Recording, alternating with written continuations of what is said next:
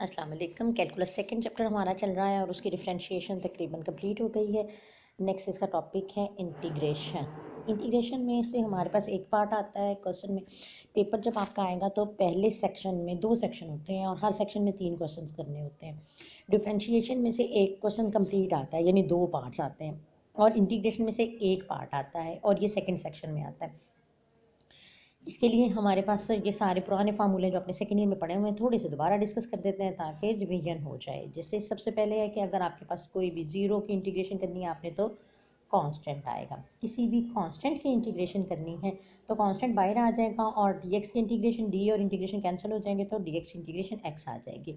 इसी तरीके से अगर कोई भी function F of X plus G of X की इंटीग्रेशन करनी है तो पहले एफ की इंटीग्रेशन कर लेंगे फिर जी की इंटीग्रेशन कर लेंगे।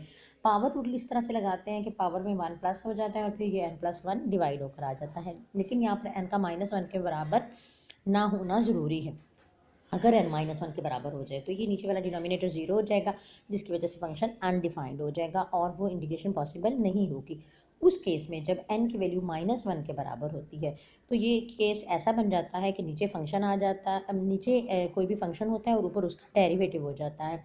उस केस में नेचुरल लॉग ऑफ एक्स इसका आंसर आ जाता है, यानी जिस रकम का डेरिवेटिव ऊपर मौजूद है तो जब उसकी इंटीग्रेशन करें तो नेचुरल लॉग की फॉर्म में आ जाती है। ये देखिए, ये यहाँ पे करके दिखा दिया कि अगर एक्स की वैल्यू आपके पास 1 है, ये जब 1 ऊपर जाएगा तो -1 हो जाएगा तो इसका answer natural log of x आता है। ई एक्स की इंटीग्रेशन ई एक्स ही आती है और अगर ई एक्स यहाँ पे कोई एक्सपोनेंट पावर में कुछ और दिया हुआ है तो उसका डेरिवेटिव डिवाइड होकर आएगा यहाँ पे।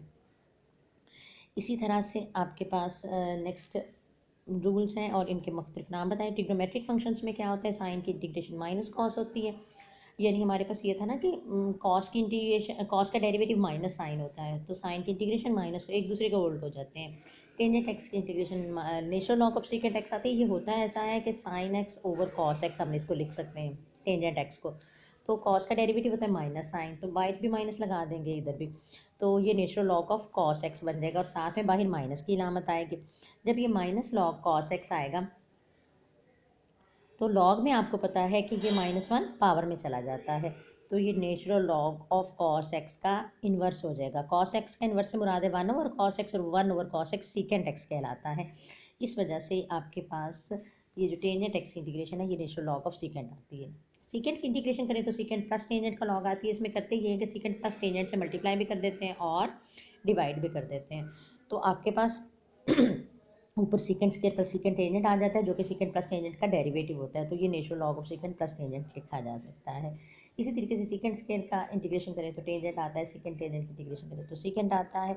ये सारे फार्मूले आपने बहुत अच्छी तरह से याद कर लेने हैं। अगर इनके याद करने में कोई भी प्रॉब्लम हो तो ये आप मेरे से डिस्कस कर सकते हैं। और हाइपरबोलिक फंक्शन में आपको पता है कि प्लस माइनस की कोई इलामत नहीं आती, इसलिए साइन की इंटीग्रेशन कॉस आती है और कॉस हाइपरबोलिक की इंटीग्रेशन साइन हाइपरबोलिक एक्स आती है। फिर आपके पास स्केयर फार्मूले हैं। आपको पता है कि साइन इनवर्स एक्स का डेरिवेटिव होता है 1/√1 माइनस एक्स के। ये आपने एज अ फार्मूले याद भी किए हुए हैं कि ए स्केयर माइनस एक्स स्केयर होगा तो साइन इनवर्स एक्स ओवर ए, और अगर ए स्केयर प्लस एक्स स्केयर है तो 1/a भी साथ आ जाएगा। अगर ये है तो ये फार्मूला आएगा।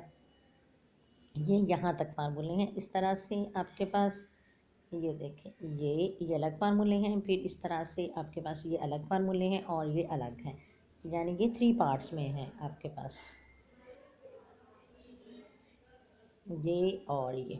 ठीक है, ये 3 लाइनें अलग अलग हैं, ये आपस में मिक्स नहीं हुए हुए। इस तरह से आपने इनके ये फार्मूले सारे अच्छी तरह से याद कर लेने। जब ये फार्मूले आएंगे तो ही अगले क्वेश्चन सॉल्व हो सकेंगे। ये नेक्स्ट कुछ और फार्मूले भी दिए हुए हैं, ये भी अच्छी तरह से याद कर लें। फिर है टेक्निक ऑफ इंटीग्रेशन। इंटीग्रेशन करने का तरीका क्या होता है, मुख्तलिफ तरह से हम इंटीग्रेशन कर लेते हैं। बाय फार्मूला, यानी कि ऐसे इंटीग्रेशन आगे डायरेक्टली फार्मूला लग गया।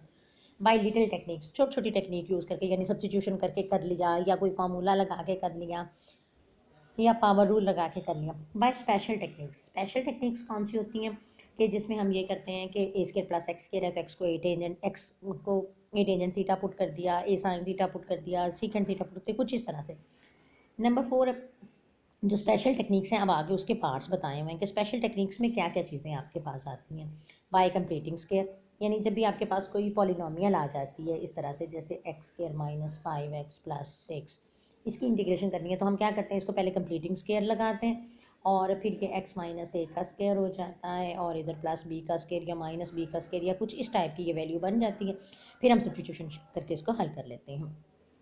दूसरा प्रोसीजर इसका क्या है, पार्शियल फ्रैक्शन के ज़रिए कर ली जाए, इंटीग्रेशन बाय पार्ट्स कर ली जाए, या इस शक्ल का इंटीग्रेशन हो जाए या ट्रिग्नोमेट्रिक सब्स्टिट्यूशन कर ली जाए, या इंटेग्रल इस टाइप का है कि यहाँ पे जो वैल्यू है ऊपर उसका डेरिवेटिव आ गया, या मैजिक सब्स्टिट्यूशन है। ये नई चीज़ है, यानी ये पिछले वाले सारे केसेस आपने सेकेंड ईयर में पढ़े हुए थे।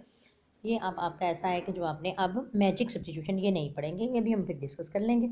इस तरीके से इंटेग्रल अगर इस शक्ल के आ गए हैं कि साइन इस तरह से है या टेंजेंट हाइपरबोलिक है, तो फिर हम इनको किस तरह से सॉल्व करेंगे, ये सारा कुछ हम अब डिस्कस करेंगे। सबसे पहले है इंटीग्रेशन बाय फार्मूला। सिंपल फार्मूले लगाने हैं आपने और इसको इंटीग्रेशन कर लेनी है। ये बिल्कुल वही इंटीग्रेशन है जो हमने पहले भी पढ़ी हुई है। जैसे मिसाल के तौर पर ये है आपके पास, तो जस्ट आपने इस पर पावर रूल लगा दिया। ये साइन 5t है, तो साइन 5t में क्या है, 5t का डेरिवेटिव 5dt होता है कि किसी भी एंगल का डेरिवेटिव डिफरेंशियल साथ मौजूद होना ज़रूरी है। तो 5 से मल्टीप्लाई भी कर दिया और डिवाइड भी कर दिया। रफली स्पीकिंग हम इसको ये कहा करते थे कि एंगल का डेरिवेटिव साथ मौजूद होना ज़रूरी है, तो एंगल का डेरिवेटिव मल्टीप्लाई और डिवाइड कर दिया। अभी क्या हुआ, साइन की इंटीग्रेशन की तो कॉस माइनस कॉस टी आ गया, माइनस कॉस 5t और एंगल का डेरिवेटिव डिवाइड करके लिख दिया। इसी तरीके से x over natural log of x है। इसमें क्या हुआ कि नेचुरल लॉग ऑफ एक्स अलग लिख दिया और 1/x अलग लिख दिया। अब नेचुरल लॉग ऑफ एक्स का डेरिवेटिव है 1/x। अगर किसी रकम का डेरिवेटिव साथ मौजूद है तो उस पर पावर फार्मूला लग जाता है। यानी इसके लिए हम ये रूल लगाते हैं कि अगर फंक्शन है एफ एन ऑफ एक्स और साथ में एफ डैश ऑफ एक्स उसका डेरिवेटिव मौजूद है और हम इसकी इंटीग्रेशन कर रहे हैं, तो इस पर पावर रूल लग जाता है fn+1/n+1। तो इसी तरीके से ये नेचुरल लॉग ऑफ एक्स मौजूद है और उसका डेरिवेटिव साथ 1/x मौजूद है, तो इस पर पावर रूल लगा, नेचुरल लॉग ऑफ एक्स का स्क्वायर ओवर 2 आ गया। सिमिलरली ये x और cos x स्क्वायर है, तो आपने इस पर अब एक्स स्क्वायर का डेरिवेटिव होता है 2x, तो आपने 2 से मल्टीप्लाई और डिवाइड कर दिया। एंगल का डेरिवेटिव साथ मौजूद है, तो अब इस पर ये फार्मूला लग गया। इसको आप इस तरह से भी कर सकते हैं कि x टू टी पुट कर दे, तो फिर काम आसान हो जाता है और उस तरह से भी बहुत आसानी से इसको हल किया जा सकता है। नेक्स्ट इसी तरीके से ये आपके पास तमाम एक्सरसाइज हैं और इसमें तकरीबन सारे वही सवाल हैं जो आप लोगों ने पहले सेकेंड ईयर में किए हुए हैं। ये कि जैसे ये है, इसमें आपने 1 को 1 का स्क्वायर लिख सकते हैं, ये ए स्क्वायर माइनस एक्स स्क्वायर वाली शक्ल आ गई है।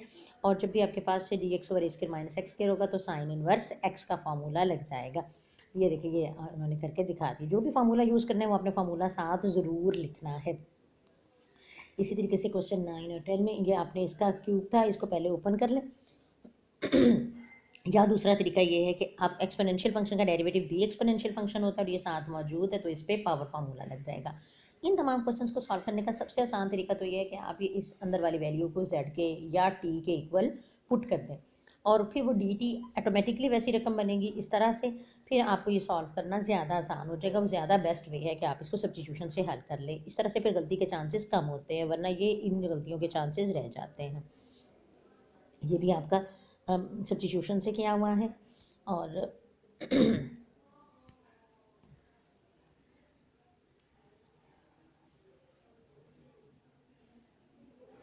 यहाँ देखें, नीचे फंक्शन है और ऊपर उसका डेरिवेटिव मौजूद है, तो ये नेचुरल लॉ का फार्मूला लग गया। इसी तरीके से ये इस एंगल के डेरिवेटिव को अगर आप इसके t के बराबर पुट कर लें और फिर इसको हल करना सीखें तो ये ज़्यादा आसानी से हो जाएगा। एक बात हमेशा याद रखनी है कि एंगल के डेरिवेटिव का साथ मौजूद होना ज़रूरी है। अगर एंगल का डेरिवेटिव साथ मौजूद होगा तो फार्मूले से इंटीग्रेशन लगेगी, वरना नहीं लग सकेगी। ये एक्सपोनेंशियल इसके एक्सपोनेंट का डेरिवेटिव डिवाइड होकर आ जाता है। इसी तरह से ये x D x 4+x square है, तो एक्स की पावर 4 है शायद ये। इसको आपने एक्स पावर को इसका डेरिवेटिव लिया एक्स स्क्वायर का, तो वो 2x आ गया और आपने उसको एक्स स्क्वायर का स्क्वायर आ गया ना ये, तो एक्स स्क्वायर का डेरिवेटिव का साथ मौजूद होना ज़रूरी है। तो आप ये बेहतर है कि एक्स स्क्वायर को इक्वल टू टी पुट कर दें और फिर इस सवाल को हल करें, तो ये बहुत आसानी से इसकी तमाम विजन क्लियर हो जाएगा और फिर इसको करना आसान हो जाएगा। नेक्स्ट इसी तरह से आपके पास है सेपरेटिंग आ फ्रैक्शन। किसी भी फ्रैक्शंस को अलग अलग करके किस तरह से किया जा सकता है, यानी वही पार्शियल फ्रैक्शन वाली टेक्निक आ गई। आपने इनको ये कोई भी फंक्शन दिया हुआ है तो आपने पार्शियल फ्रैक्शन लगा, ये पहले तो इनको अलग अलग कर लिया, 1/1 + x के अलग कर लिया और x/x + x 1/x के इस पर फार्मूला लग गया, इस पर डेरिवेटिव का फार्मूला लगा कि नीचे वाले फंक्शन के ऊपर डेरिवेटिव मौजूद है, तो ये आपके पास इसकी इंटीग्रेशन इसी तरह से हो गई। नेक्स्ट है आपके पास स्पेशल टेक्निक्स, ये हम कल करेंगे, आज के लिए इतना ही काफ़ी है।